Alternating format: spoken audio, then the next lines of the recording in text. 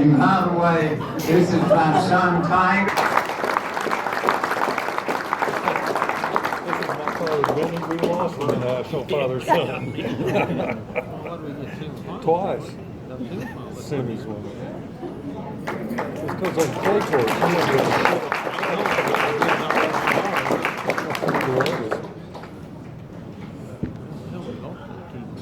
I'll ask Kelly Thurman to come up and introduce our next Hall of Fame inductee, Mel Purcell.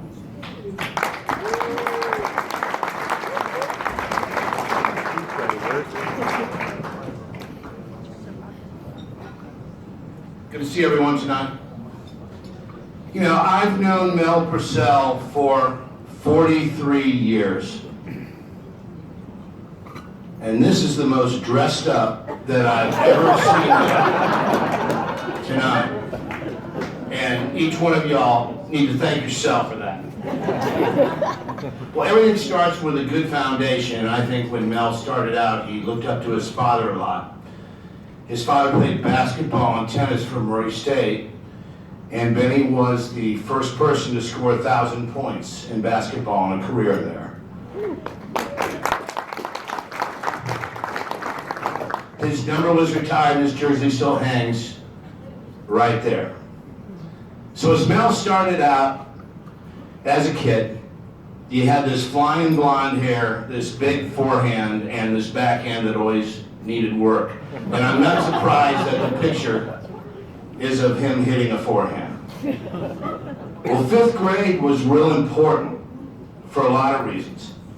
Murray High School had a tennis team, and they were trying to field the best team they possibly could. But 10th, 11th, and 12th grade, they didn't have the players they needed to be competitive. So they went down to 9th, and then to 8th, and then to 7th. And then they found Mel Purcell at 12 years old in 5th grade, and he played on the high school tennis team. Now, how embarrassing would that be the next day in homeroom after losing to a 12-year-old? Hey, how'd you do in the match yesterday? The only thing you could do is create a diversion. You certainly don't want to tell somebody you lost to a 12-year-old. So he kept going, and in 7th and 8th grade, him and his brother Dell won the state high school doubles championship.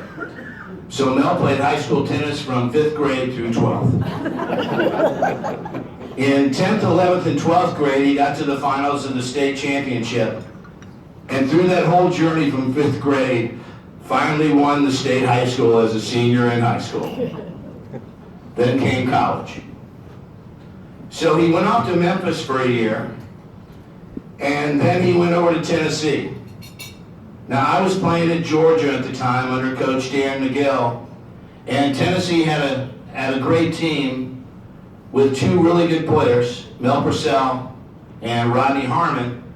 And of course, at number 1 doubles, it was Mel Purcell and Rodney Harmon. So Coach McGill, the day before we went to Knoxville, called us all together, and he said, "Where? You know, tomorrow we travel to Tennessee, and we have to play Mel Purcell and Randy Harmon." I said, "Coach, it's Rodney Harmon." So he looked at our team, and Peter Lloyd played number 1. He said, "You know, Peter, you're a fine player, but we can't count on you beating Mel Purcell tomorrow in Knoxville."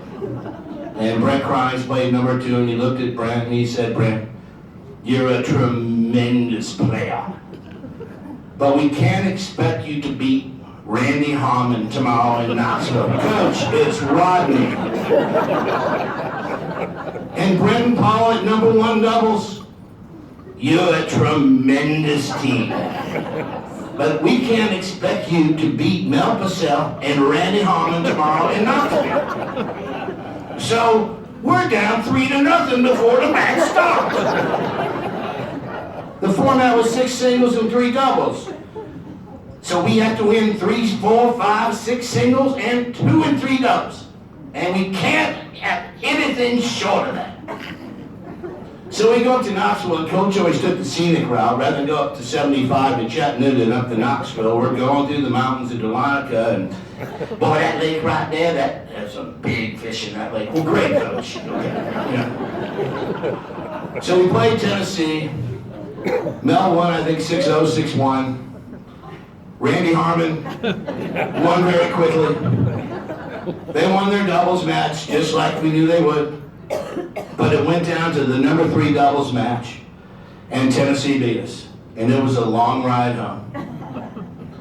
Mel had an incredible collegiate career, and with Rodney Harmon, was one of the best doubles teams I ever saw. When you play number 1 doubles, you play the best team at each college every week. And I think their record that year was 43-1 with an NCAA doubles championship. One of the greatest teams I ever saw. Well, then it was time to move on to the pros. Now at this point, he still had the big forehand. His backhand was a lot better. His serve was a lot better. He was more of a complete player now. So he got a wild card into the DC tournament, beat Eddie Dibbs, and then qualified for the clay courts. Got all the way to the finals before he lost to Jose Luis Clark.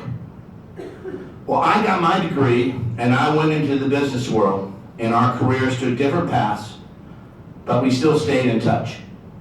I ended up going to Washington, D.C. to work, and when the tournament came there, I went out to see him play. I could only stay one day because I had to go to a trade show in Las Vegas the next day, so after his match, we got to talking, and he said, I tell you what, if I give you, say, $200, will you gamble it for me? So, well, sure. So I'm out at the trade show booth a couple days later, and the phone rings, and it's Mel. He said, hey, look, how did I do with that $200? I go, well, you lost it all. That's too bad. Well, how'd you do?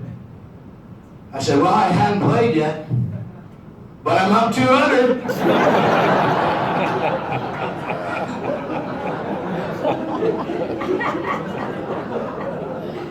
Mel was always good when he came into Atlanta for a golf game, and me and my high school buddies would go out and play golf with Mel, and I got to ride in the cart with him. And just like many of you, we tennis players love to play golf. And I have a problem with my drive. It kind of goes off to the right into the woods. So I ripped one in the woods, and one of my high school buddies says, that's okay, Kelly, you can knock it out of there and get it to the green. My second high school buddy says, oh man, that's no problem, you can do that. Mel Purcell says, Shank City, and you're the mayor, you're the sorriest golfer that I have ever played with. It was a real confidence builder. So as he went through his career, he had some great wins, too many to mention tonight. He was able to beat Yvonne Lendl and beat Boris Becker twice. Has anybody in here beat Boris Becker twice? Look, I was worried somebody beat him 3 times, and all this stuff I said about you was going to look bad, so nobody raised their hand. But when he ended his career in '89, it was a full career. He had a great career. Went to work as the head tennis coach at Murray State, where he is today. And I don't think he'll ever leave. So I'm going to go ahead and introduce him and get him up there, one of the greatest players ever from the South, Mel Purcell.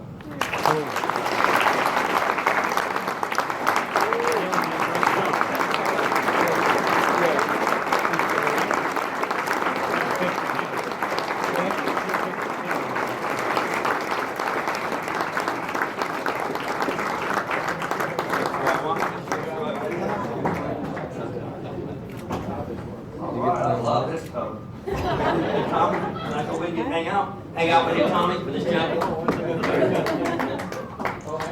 Water spills. That's right, I'll wear this right now. No. Okay. Rex, you don't want my sweat on you? All right. Thanks a lot. Kelly, stay up here for a minute, because... Okay.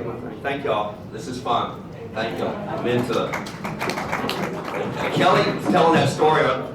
We played doubles together, the 18 and unders, in Sugar Bowl. And Kelly went to Foothill Junior College in California, then Arizona. And he always I have 6 Sugar Bowl trophies at home, right? I've won a few tournaments, and he's always saying, man, you got extra trophies. Come on, man, give it up, give it up. Now the doubles, all right, 18 doubles. I know. I remember he hit Johnny Bailey so hard, I think he still has a welt on the back of his back. I don't know if y'all see Johnny, ask him about that. But I went ahead and did it. I brought the darn trophy here for him. So.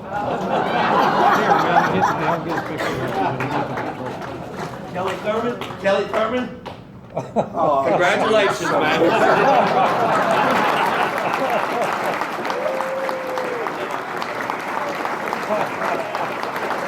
right.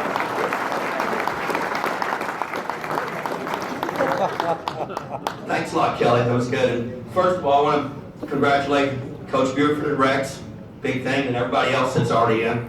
And I want to thank Winky. What a great job. I know I'm a tough guy to send information to, so finally I'm just a little slow on that sometimes. But but thanks again for everything. And this is a cool honor because the one thing about growing up, I played nothing but Southern Tennis Association tournaments. And then last night I remember I'm talking to Andy Andrews, Rob Worley, Drew Myers, all these guys that I grew up playing with, and realizing I would not have made it to my career in tennis without the Southern Tennis Association, the Kentucky Tennis Association, and everything. Because I played the tournaments. We started out, my dad took me down to see Pancho Gonzalez at the Vanderbilt Stadium when I was 8 years old. I took lessons from Bill Luffler out of Maryland Farms. I mean, tennis was always there. And then from there, we went to Arkansas, Little Rock, Pine Bluff, George Dunklin, Johnny Bailey out of the Little Rock, the Palo Foxes. Then I went to Jackson, Mississippi. I was scared to death of Mr. Munger. Remember how mean he was? Bobby's dad. He was an old West Point guy, and he's out there. I threw my racket one time, and he chased me down like 4 courts. So, and then one other time, Harry Fogelman, who was a great coach at Davidson. I threw my racket one time, and he chewed me out for about 30 minutes. So, I mean, I've never really had a bad temper, but when those guys balled me out, I cleaned it up a little bit. My brother's the one that had the bad temper. He's the one that broke every racket in the book, man. I've seen that. But it was a great thing. And then growing up, I mean, I want to tell you, I've stolen a couple of shots over the years, and one of the guys is in here right now, because I grew up with my dad as my coach, and really Coach Buford. I mean, I've been playing tournaments since 8 years old with Tiger. And I stole his lob from him, because Tiger had the greatest moonball lob. I mean, people hated playing him. Man, he hit up so high like Charlie Owens. You ever see Charlie Owens play? Okay, I used to claim that I had the greatest lob in the South. Now I'm third, I think. Yeah, the Tiger first and Charlie. And but that was a great thing growing up, because I had those type of people that were around to work with. I mean, we played tournaments all the time. Then we went to Louisiana, the Sugar Bowl, the Lafayette, the Bustanis. Do I need to keep going? I'm going to Alabama, the Bushmans. Dr. Hicks I stayed with. I mean, I would not have been and played good tennis without this type of growing up and playing these tournaments. But the main thing was coming to Atlanta and coming to the Bitsy Grant Tennis Center. And we're out there playing. Who's this old guy running around? These glasses on, he's running around drop shotting. Who is this guy? And Bitsy Grant was one of the greatest players of all time. And he's running around drop shot. And I said, man, I want to be playing like that when I get older. And I'm working my way to it, but that was one of the cool things as growing up and you're seeing all these tournaments. I mean, back then, this is how old I am, I guess it was the Southern Lawn Tennis Association, I believe, when it first started, right? It was USLTA, and then so I've been playing a long time, but ended up going to Memphis State. I'd gone to about 4 schools and looked at them, really liked, because they just built the indoor tennis center in Memphis, and that was really appealing to me to have a place to play. I went to Texas on a recruiting trip. I liked it there, but man, just Texas, I don't know. So, went to Alabama. Went to Alabama. Looked at there. Went to Clemson. Now Chuck Greasy was just too intense for me. I mean, I played hard and everything. But, he came to me. He goes, 70% academics, 30% tennis. And I go, you just lost me, my man.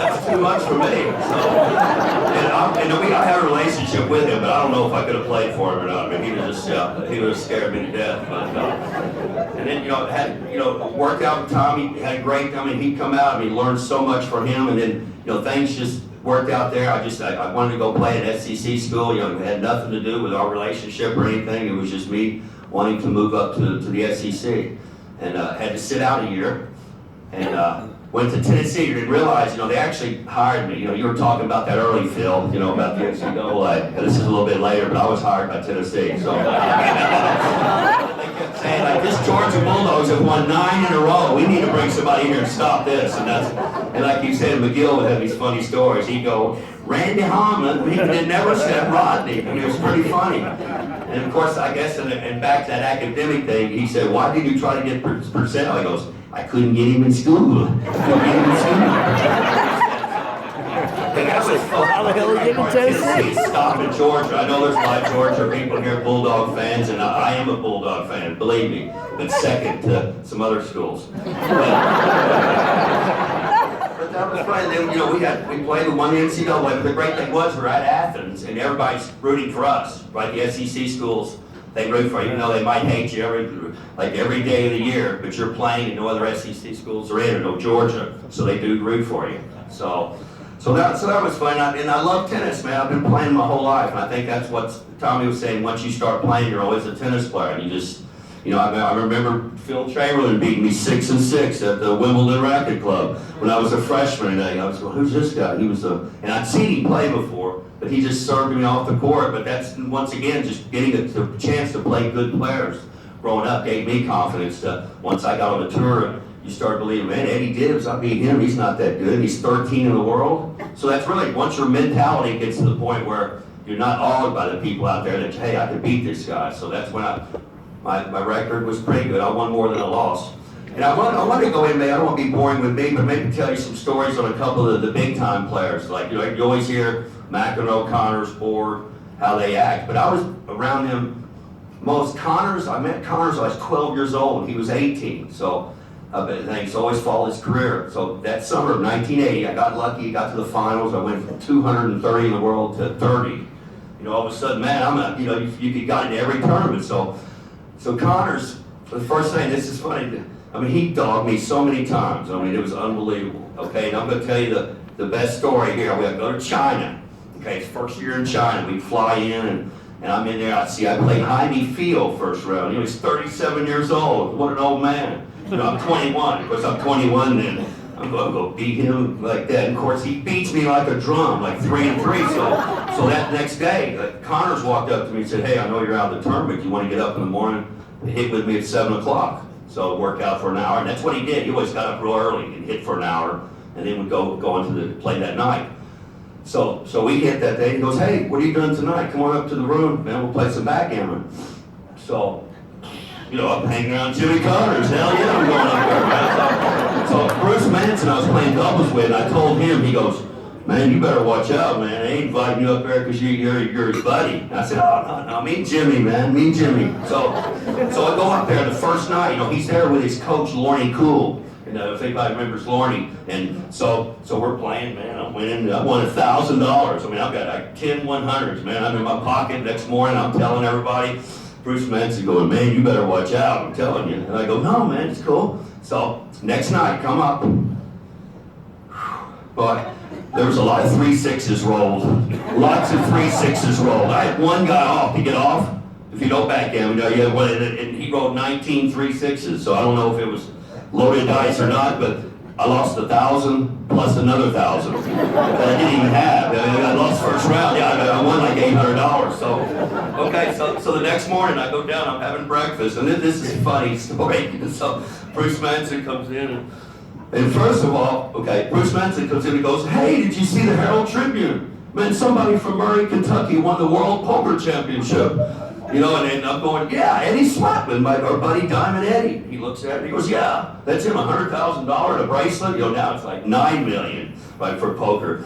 So I go, yeah, that's cool. And then somebody says, hey, what happened last night to you? And then Bruce goes, hey, what happened last night up there? And I go, well, yeah, I lost my 1,000, lost another 1,000. And then he goes, well, that Lorne Cool, his coach, was the world backgammon champion at 71 and 72 in Vegas.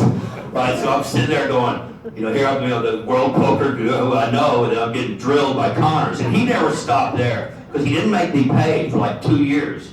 Right, he didn't make me pay the $1,000. So I'm walking in one of the tournaments I'm running, he goes, hey, Purcell, you owe me $700. And he actually he cheated himself out of $300. So I had to run to the tournament desk, get the $300. I didn't play a match yet. I had to get like a pre-advance. And so, and Connor's like at Wembley, you walk in, I'm talking about, man, I was at Hard Rock Cafe, I saw Sting, Keith Richards, Boy George. He wasn't in his outfit, he was just a regular guy. So, and Connor's is on the table. And he jumps off the table and starts jumping up in the air, grabbing stuff and this. And I'm going, God, what the heck you doing? He goes, golly, man, you're dropping every name in the book here. I'm just trying to catch a few of them here. So, like that. So if anybody ever starts to be like talking, they see somebody, just kind of do a little catching. And then another thing Connors does, and people walk by, like you're eating dinner, a guy walks by and goes, hey, oh my God, it's Connors. God, it's Connors. And the guy goes, and Connors goes, and you know me that well to say, hey, Connors. And the guy just goes, oh. He walks off. And the difference of board, somebody go by and kiss board on the head. Bjorn Borg, I love you. And he just let him kiss him on the head. He goes, hello, how are you? Now, I can't repeat what McEnroe says, but hey, John McEnroe, you look like John McEnroe. Yeah, I can't repeat what he said. Yeah, but it was fun playing those guys. I did get to meet a few of them and play, but I think the more I would have played for free because I enjoyed playing. I'm glad we got paid a little bit, but the main thing, I had so much fun. And I guess I'm going to end with this one because this kind of ended my career on thinking I was the most popular guy in the world. In 1987, yeah, that's in my own mind, sorry about that. I'm playing in the 87 clay courts. It moved from Indianapolis to Charleston. So I'm playing Sammy Giamatti, and I win the first set. Having really trouble in the second set. But when I sat down, when the match started, I sat down, there were 4 nuns behind me, just sitting behind me here. So between the changeover, I'll just talk to them, hey, how you doing, everything, and they were real friendly. So the match got a little intense. Mel Purcell was kind of acting like a little child, kicking chairs and yelling at a linesman. So I come back, I sit down, and all I could hear is, boo, Mel Purcell. Boo, Mel Purcell. Boo, Mel Purcell. It was like 4 nuns telling me boo. So I just felt like that was the end of, I've done all my career playing, I'm getting booed by nuns, man. So that was, that's a good thing. I've just had a great career, playing and loving it. I'm getting to coach now. I've got a couple of former players here, Hunter, that came down from Louisville to see me. Meet Tommy there in the Chamberlains. I mean, all these people have affected our life because, I only spent 1 year there, but, I grew up with Tommy and them, and it meant a heck of a lot to me because I played #1 there the whole time. And we were talking about Hal Gorman. I want a rematch with Hal Gorman. I lost to him at LSU. I couldn't tell you what I did last week, but I can name every match like from 35 years ago. But I just want y'all thank you because I will cherish this award. And like I said, it comes down from the USLT, from the Southern Tennis Association, of just having the opportunity of every tournament for us to play in. And thank you again. I hope I'm a pretty good recipient here. Thank you very much.